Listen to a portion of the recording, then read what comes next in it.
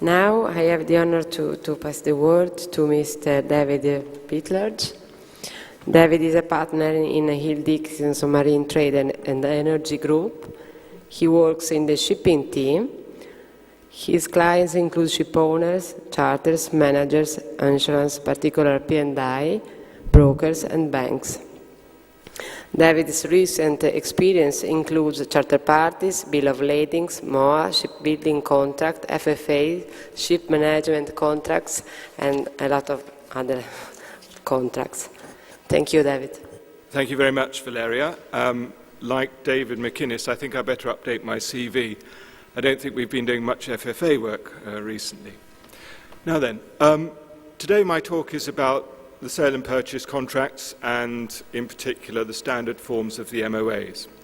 When Francesco asked me for a subject, I thought that this would be appropriate for several reasons. Firstly, we spent a lot of time talking about charters over the previous shipping and the law conferences. I do hear rumblings that the sale and purchase market is starting to come alive. As Mr. Grimaldi said to us this morning, the light might be at the end of the tunnel. So it's perhaps time to think about the way in which we structure those deals. And that ties in nicely with the case law, because, as Clive said, there have been the recent English case law, which is relevant. And it touches on things which I think are very practical and important to any buyer or seller. The first is the condition of the vessel on delivery and the rights that the buyer might have in respect to the same. And the second is an old chestnut about whether the seller has the right to claim the full deposit. If that weren't reason enough, we've also seen the introduction of two new standard forms, the Singapore Sale Form of 2011 and the Norwegian Sale Form of 2012. And interestingly, each of those has a bearing on the long-term controversies which are dealt with by the cases. First, condition on delivery. The scenario we have to consider is that a ship is purchased with defects. The buyer takes his vessel, he's dissatisfied. To what extent can he claim? Before we go forward, let's just think what we mean by claim here, because it can have different nuanced meanings, particularly when you look at the legal tests. It can include a right of rejection, say a repudiatory breach, a breach of condition, or, when we look at misrepresentation, the right of rescission, or damages. The fact is, if you've taken delivery, you're probably looking for money and damages. The challenge, I think, with condition on delivery is, as one of the writers calls, when talking about the Sale of Goods Act, which we'll see in a minute, is you're dealing with what he calls complex items of manufacture. If you're buying a bicycle or CDs, it's quite easy to see what you're buying and you know what to expect. The ship is a very complex structure, of course. And as we all know in this market, it's a matter of almost notoriety that the pre-purchase inspection is, in relative terms, for what you're buying and what you're investing, very superficial. So assume, then, we have taken delivery for one or other reasons we're unhappy with the condition. The first thing, of course, you would do is to look at the words of the contract. I'm taking as the benchmark here the Norwegian Sale Form 1993. So your general rights you would start by looking at Clause 11. The first point is that the ship has to be delivered as she was when inspected, free of wear and tear. If she's not, you might have a right to reject the vessel, you might have a claim for damages. But that's all about the inspection. And of course the inspection might not reveal a lot. Second, main right under Clause 11 is that the vessel's not class maintained to the extent that she should be free of conditions and recommendations. That's comforting, but as the recent case law tells us, class is not a warranty of technical perfection or anything like it. It is a statement of what the class position is. Third, and this goes perhaps closest to the underlying condition of the vessel, is the provision which now expresses itself in the phrase free of average damage affecting class. That takes the place of an old obligation for the seller to notify class right up to the time of delivery of any condition which would lead to withdrawal or recommendation. That's a challenging term, I find. Average damage really is a term of art. It means damage which would lead to an insurance claim, which in itself begs lots of questions about what sort of insurance claim, whether it would be a good claim, and so on and so forth. As I say, these are not a full answer to a defective ship. An alternative which we look at from time to time, and have had some success with, is misrepresentation. Someone tells you something about the ship, you enter the contract on the basis of what you've told, and you find it to be untrue. We'll look at the limits of that in a second. So, if we take all of that, the problem we have is that you might have substantial defects which do not necessarily trigger liabilities under the Norwegian Sale Form Clause 11 wording itself. As I say, misrepresentation could be an answer, but there are various obstacles with that. You have an evidential issue. Who said what? Did that person have authority? Does the master speak for the seller? Inducement, as with insurance contracts, is very important. I had a case once where an owner who was very much an investor in shipping, rather than a true owner, complained about a representation relating to a tail shaft survey. I asked him to point to where the tail shaft was in the vessel, and he couldn't help me. How could that representation have caused him to purchase the vessel? So there are other technical issues about damages. Misrepresentation can be good, but you have these challenges. So the controversy that's been out there for some time, in which the case of the Union Power, which we'll look at in a minute, is whether the English Sale of Goods Act 1979, and in particular the implied terms that the goods are of satisfactory quality, will apply to a contract for the sale of a second-hand ship. Now, a lot has been written on this. I don't see myself why the application of the Act should be controversial. If you choose an English law contract, the Sale of Goods Act is law. A second-hand ship is goods, so that point should not cause us any trouble.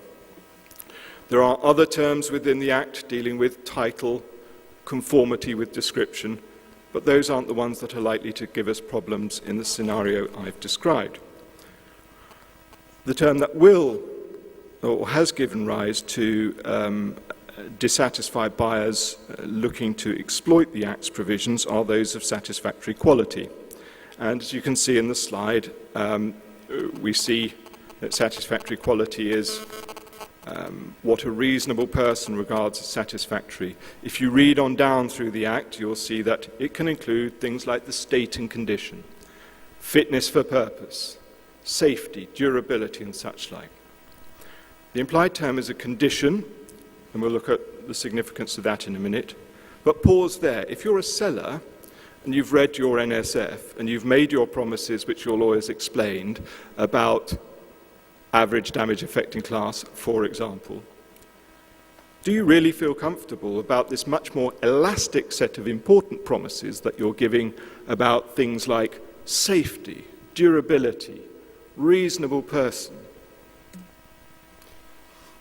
The question that has come up before the courts and has been behind this problem as a matter of technicality is whether phrases like "as she was when inspected" and "as is where is" are excluded by the Act.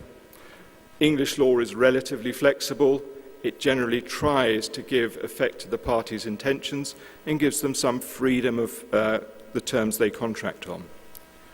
Section 55(2) says that the provisions in the Act, these ones here, the elastic terms as I've called them, can be varied or negatived where that is made clear by the terms.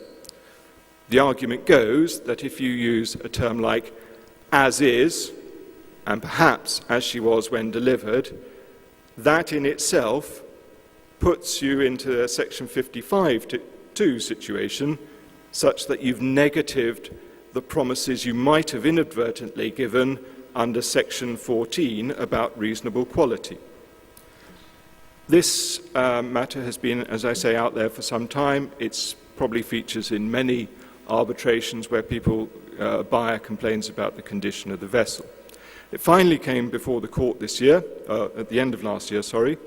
The facts there were that a 15-year-old tanker was sold under the Norwegian sale form terms, with the standard words taken over as she was at the time of inspection. I say in the slide the issue is, did section 14.2 apply, i.e. satisfactory quality, or was it negatived? I think the real question was whether an as-is sale, an as she was when delivered, is the same as is. As-is has always been the more controversial point. In any event, the court found that on the terms used, which are the standard Norwegian sale form terms, then the section 14 warranties and all that list about being of satisfactory quality applied. They were promises made by the seller. The judge went further to say that as far as he was concerned, in effective terms, as-is would achieve the same result, save that he refined his expression on that point by saying what it does is it negatives the right to reject the goods in Sale of Goods Act terms. So if you knew, you could say you can't refuse the goods, but it doesn't deprive the buyer of the right to claim damages. This, as I say, has caused something of a stir, but maybe we can chat later about the pros and cons of the decision. The important point is that is the law as it is at the moment.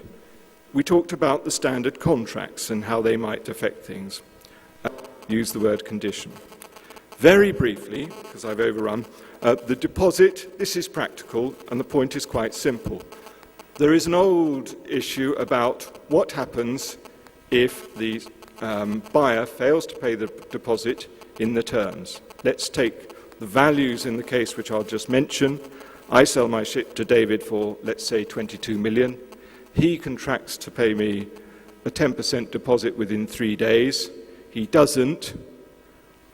When I eventually sell the vessel, I've lost, let's say, $300,000.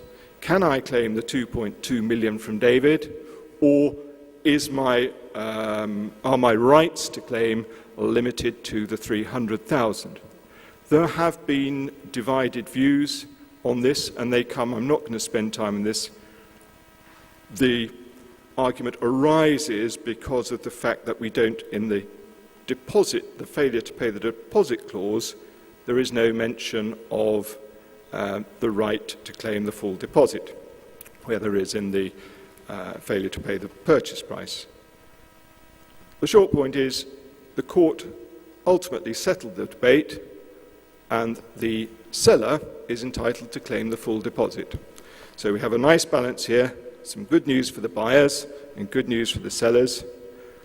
If you are of the lobby that thought, and you're a buyer, and felt comfortable when you contracted that you would not have to pay the full deposit if you paid out, then I think your answer probably lies in the wording which I've cited there from the Singapore sales form, which spells out that there is no automatic right to compensation in the amount of the deposit.